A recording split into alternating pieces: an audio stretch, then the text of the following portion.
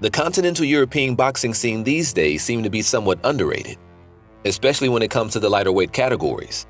But with skilled and experienced boxers, it's got all the same excitement and flash as any other regional scene. Fighting on the 16th of December are some of the most experienced boxers from Spain and Belgium, respectively. You may not have heard of them before, but that's what we're here to fix. Here's all that led up to this event. Spaniard Southpaw. Sandor Martin Clemente was born on August 22, 1993 in Barcelona, Spain. His family had their roots in neighboring France, and as luck would have it, he was born to a father who already had a chain of boxing gyms in France and Spain. He started training under the auspice of his father at the age of 4, with the understanding that boxing was what he would end up doing later in life professionally. "I've always been passionate about boxing. It's in my blood," said Martin. "My entire life has revolved around it.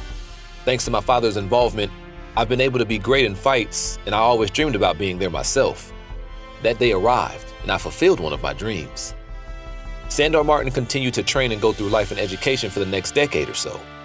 He couldn't begin a competitive career earlier in life due to the fact that it's illegal in Spain to begin amateur competition in combat sports before the age of 15. Once he reached the age of 15, though, it was on.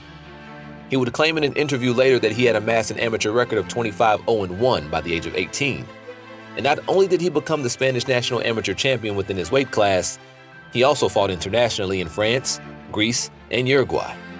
Surely, coming up short in honoring his family's boxing pedigree was never an option. And he definitely gave it his all to craft a very respectable record in 3 years of amateur boxing. Following those 3 years, it was decided that he would go pro. He made his professional debut on October 8, 2011, solidifying his bones by scoring a third-round technical knockout victory over Armin Hovsepian at the Pabellón del Bon Pastor in Barcelona, Spain. He maintained an undefeated streak of 15 wins until 2013, when he lost to the Frenchman Alexandre Lepelli on a closely contested decision. Still, he was basically the king of the Spanish superlight division and went on to capture several titles, including the EBU European Union super lightweight title from Samuel Esposito in 2015. Coming to the present day, he's held the European super lightweight title since 2019 after losing it for 2 years at the hands of Sweden's Anthony Yigit. Until his 2022 fight against Teofimo Lopez for the WBO international title, it was one of his most stinging defeats. But 2021 would see him win a shocking upset over Mikey Garcia. He said, "I know my abilities are world class, but I needed the chance to prove it.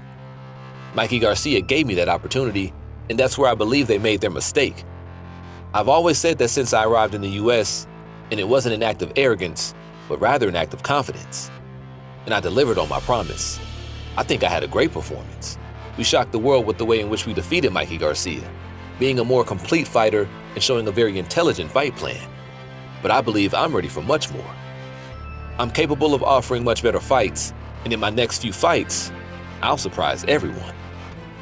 And he did surprise everyone when he faced Teofimo Lopez the next year and held out expertly even though he would lose on a split decision in the end. But the results of the fight against Teofimo Lopez remained hotly disputed, with Martin stating that he had won in reality. It wasn't enough for a rematch just yet, although it still may happen. He went on to prove his dominance in his following fight against Arblan Kaba, who he knocked out in the 6th round quite brutally. With such a well-honed ability to score devastating power shots and knockouts, proving himself once again at such an advanced age for a boxer, he squares up to face Mohamed El Marcouchi. Molenbeek survivor. Mohamed El Marcouchi, also known as Marco, is a professional boxer from Belgium. He was born to Moroccan immigrant parents on March 19, 1988 in Brussels, the capital city of Belgium. Despite the difficulties of growing up as a marginalized immigrant population, his father made it as a karate instructor, and he would coach his son in karate from the age of 6.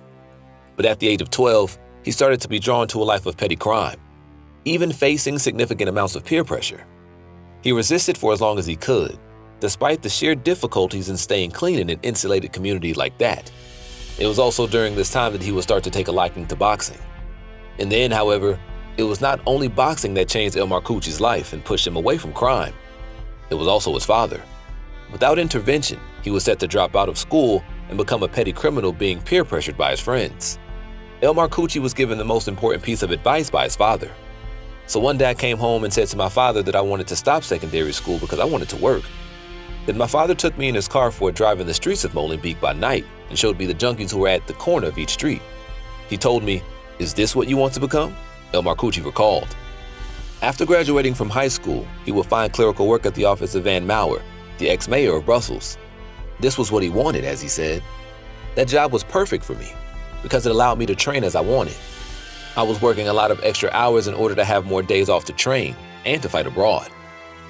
His amateur boxing career began during this time, and he began achieving several successes, including a spot in the Belgian national boxing team. While he won several regional titles, he failed to qualify for the 2012 London Olympics, unfortunately. At the same time, he felt suffocated within Belgium on account of his ethnic origin. I was representing a country that never fully accepted me, a country where I had to face a lot of discrimination because of my origin and my background. I always had to prove who I was. People weren't accepting me as a real Belgian.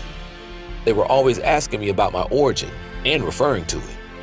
I was fed up to always having to justify myself, he told Al Arabiya.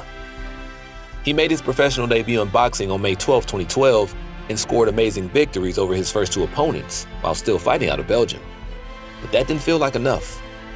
Making the decision to move to the US and go pro, he started training in the 5th Street Gym, immortalized by none other than Muhammad Ali.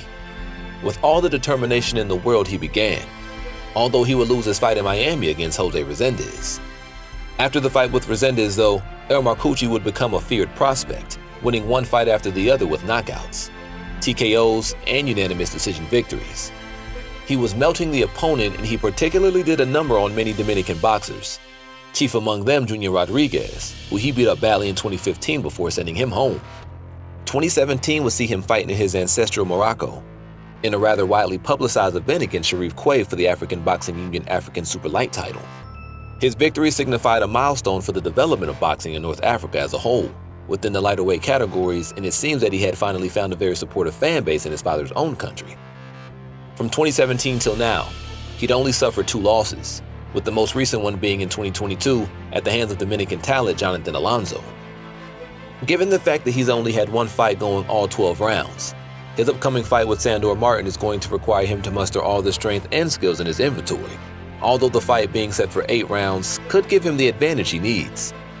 Nevertheless, he's had a successful career and a heartwarming story of escaping the clutches of Gomorrah back in Belgium to keep him going for the future.